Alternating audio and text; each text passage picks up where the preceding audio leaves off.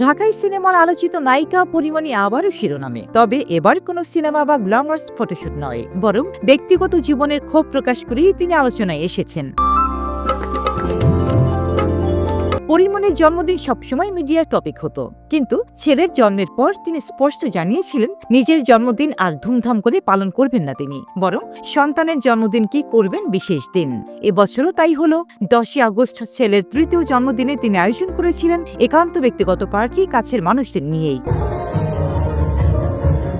কিন্তু সমস্যা শুরু হয় ঠিক এর 6 দিন পর, যখন তিনি দেখতে পান সে ব্যক্তিগত আয়োজনের ফুটেজ ঘুরে বেড়াচ্ছে সামাজিক মাধ্যমে। শুধু তাই নয়, অতিথিদের মধ্যেই কেউ কেউ অনুষ্ঠানটিকে ব্লগ বানিয়ে রিলস আপলোড করেছেন, যা দেখে চটে যান পরিমণি।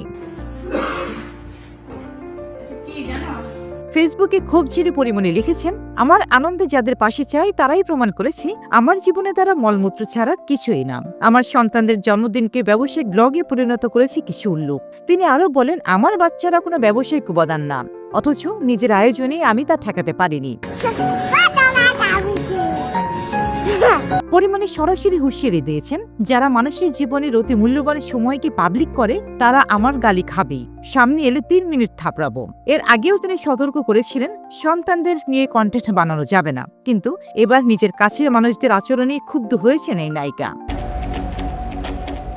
প্রশ্ন উঠেছে, ব্যক্তিগত অনুষ্ঠানে সীমারেখা যদি ভেঙে যায় তাহলে সেলিব্রিটিরাও কি আর গোপনীয়তা পান?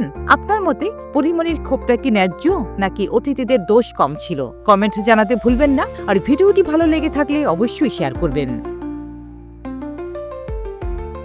রোজিনা রোজি, দেশকাল নিউজ।